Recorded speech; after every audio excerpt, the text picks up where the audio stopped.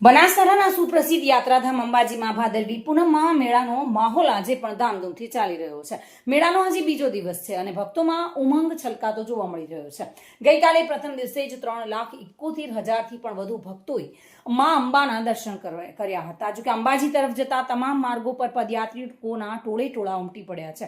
ડીસા પાલનપુર માર્ગ પર પદયાત્રિકોના બોલ મારી અંબે જય જય અંબેના જય ઘોષથી વાતાવરણ ભક્તિમય જોવા મળી રહ્યું છે. આ માર્ગ પર આવેલા પરમેશ્વર સેવાકીય કેમ્પના આયોજકો દ્વારા આવનાર માઈ ભક્તો માટે આરોગ્ય, પાણી અને ભોજન જેવી સુવિધાઓ કરવામાં આવી છે.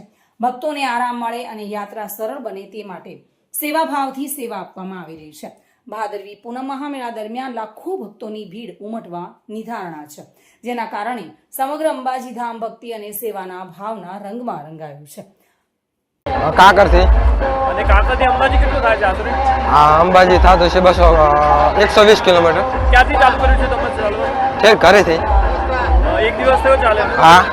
અને રસ્તામાં જે કેમ્પો આવે છે તેની સુવિધા કેવી મળે છે? બહુ સારી મળે. સુવિધાથી તમે સંતુષ્ટ છો? હા. અને અંબાજી જવા માટે કેટલા ખુશ છો? બહુ ખુશ.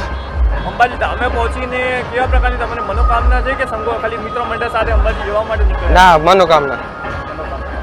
આપણા ત્યાં નાના રસાણાની સામે બરાબર. અને ભાદરવી પૂનમના મેળા આપણે છેલ્લા 5 વર્ષથી કેમ્પ કરીએ છીએ.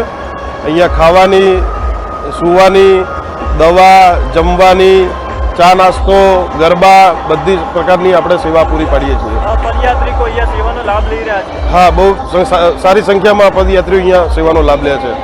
કેટલા સ્વયંસેવકો અહીંયા જોડાયા છે સેવામાં? અહીંયા 30 થી 40 સ્વયંસેવકો છે જે બધા અહીંયા સેવા આપે છે.